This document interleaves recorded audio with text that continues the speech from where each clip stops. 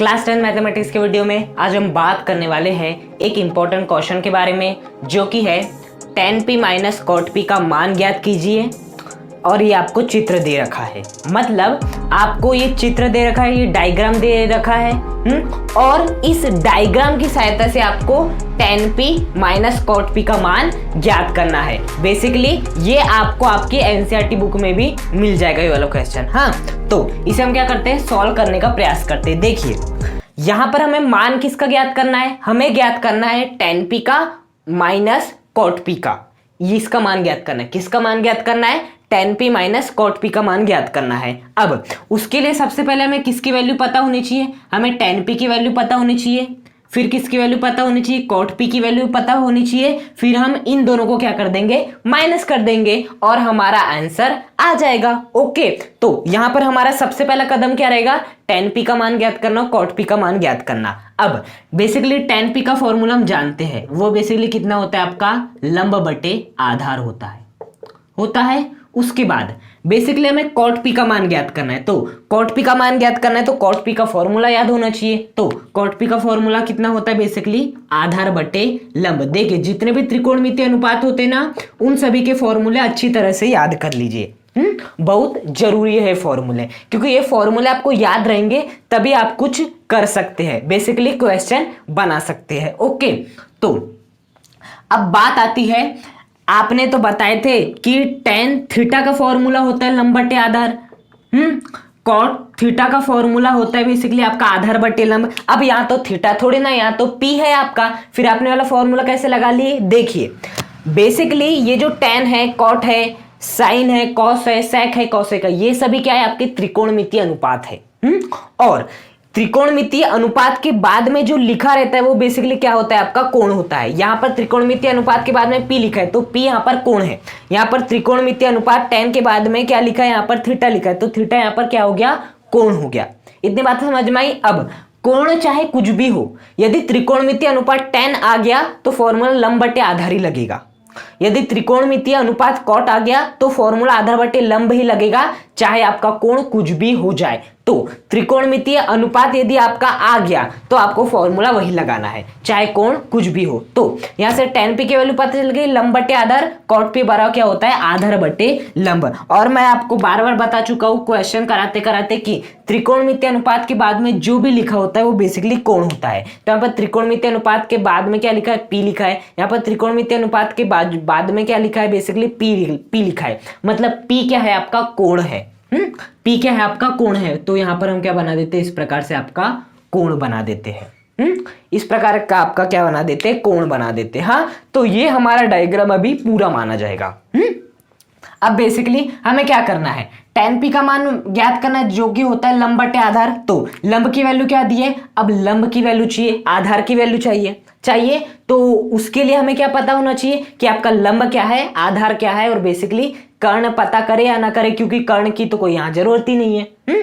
तो हमेशा याद रखना, ये जो आपका जहां पर भी कोण बनता है इसे बेसिकली क्या कहते हैं, न्यून कोण कहते हैं। इसके सामने वाली जो भुजा होती है वो बेसिकली क्या होती है, लंब होती है। क्या होती बेसिकली, वो लंब। कोण के सामने वाली भुजा क्या होती, लंब। 90 डिग्री के सामने वाली भुजा क्या होती, बेसिकली आपका कर्ण। हमेशा याद रखना, ये जो आपका न्यून कोण बन रहा है उसके सामने वाली भुजा लंब होती है। जो आपका 90 डिग्री का एंगल बन रहा है, यहाँ पर 90 डिग्री का एंगल बन रहा है, इस 90 डिग्री के एंगल के सामने वाली भुजा कर्ण होती है। लंब पता चल गया, कर्ण पता चल गया। अब हमें क्या पता लगाना है, आधार पता लगाना। और आधार क्या हो गया, बेसिकली PQ। तो लंब क्या हो गया, QR, आधार क्या हो गया आपका PQ, और कर्ण क्या हो गया आपका PR हो गया। अब बेसिकली बस वैल्यूज रखना है। क्या आपको लंब की वैल्यू पता है, बिल्कुल नहीं, लंब की वैल्यू आपको नहीं पता है। डिवाइड बाय आधार की वैल्यू पता है, बिल्कुल। आधार क्या है, PQ का मान कितना है, 12 सेंटीमीटर। तो यहाँ पर क्या आ जाएगा, बेसिकली 12 आ जाएगा। आधार की वैल्यू उसी प्रकार से आधार की वैल्यू क्या है, आपका 12 है, तो 12 डिवाइड बाय लंब की वैल्यू पता है, बिल्कुल नहीं पता। अब क्या करेंगे, क्योंकि यहां हमें लंब का मान पता चल गया तो हम tan p भी निकालेंगे, cot p भी निकालेंगे, दोनों को माइनस कर देंगे, हमारा मान आसानी से ज्ञात हो जाएगा, जो कि हमें क्वेश्चन में दिया था ज्ञात करने, है ना। तो अब हमारे पास टास्क ये है कि हमें लंब का मान ज्ञात करना है। तो देखिए, आप आपको क्या उसने कर्ण का मान दिया, बिल्कुल 13 सेंटीमीटर। क्या आपको उसने आधार का मान दिया, बिल्कुल 12 सेंटीमीटर। आपको लंब का मान ज्ञात करना है। क्या आपको कोई ऐसा फॉर्मूला याद आ रहा है जिसकी सहायता से यहाँ पर लंब का मान ज्ञात कर सकते हैं? बिल्कुल, वो है आपका पाइथागोरस प्रमेय। पाइथागोरस प्रमेय क्या होता है? बेसिकली कर्ण स्क्वायर बराबर लंब स्क्वायर धन आधार स्क्वायर, ये क्या होता है? आपका पाइथागोरस प्रमेय होता है। अब बेसिकली यहाँ पर मान पुट करना स्टार्ट करते हैं। कर्ण की वैल्यू क्या दी हुई है आपको? ऑब्वियसली बात है 13 दी हुई है, तो 13 क्या क्या हो जाएगा? वर्ग हो जाएगा। उसके बाद क्या हमें लंब की वैल्यू नहीं दी हुई है? बिल्कुल नहीं दी हुई है, तो लंब का वर्ग हो जाएगा धन। क्या हमें आधार की वैल्यू दी हुई है? बिल्कुल। कितनी दी हुई है? 12, तो 12 का क्या हो जाएगा? बेसिकली आपका वर्ग हो जाएगा। अब 13 का वर्ग कितना होता है? 13 का वर्ग होता है 169, यह आपको याद रखना पड़ेगा। लंब का तो मान ही नहीं पता। 12 का वर्ग कितना होता है ये भी आपको पता होना चाहिए। बेसिकली क्या होता है? 144। अब बताइए हमें किसका मान ज्ञात करना है? हमें लंब का मान ज्ञात करना है। तो लंब का मान ज्ञात करने के लिए हमें क्या करना पड़ेगा? बेसिकली 144 को इधर लाना पड़ेगा। तो देखिए क्या हो जाएगा? 159।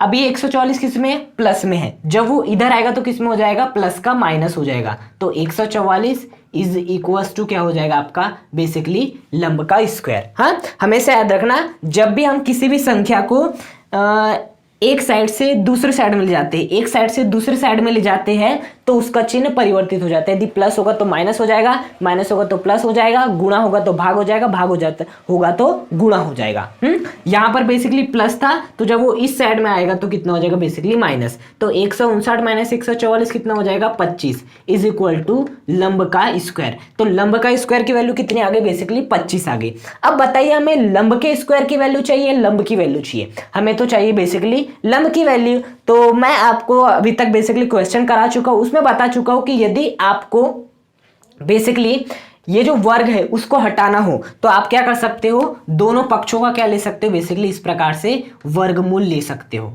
इस प्रकार से वर्गमूल। अब लेने से फायदा क्या है? फायदा ये होगा कि आपका ये जो वर्ग है इससे वर्गमूल क्या हो जाएगा? बेसिकली पूरी तरह से कैंसिल हो जाएगा। हमेशा याद रखना, वर्ग से वर्गमूल क्या हो जाता है? कैंसिल हो जाता है। तो यदि मैं यहां से बात करता हूं, आपके लंब की वैल्यू कितनी आ जाएगी? आपकी √25 या वर्गमूल 25। तो ऐसे लंब की वैल्यू कितनी आ गई? अंडर रूट अर्थात वर्गमूल 25 आ गई। अब वर्गमूल 25 की वैल्यू कितनी होती है? बेसिकली आपकी 5 होती है। ये तो आपको याद रखने पड़ेगा कि आपके वर्गमूल 25 की वैल्यू कितनी होती है? 5।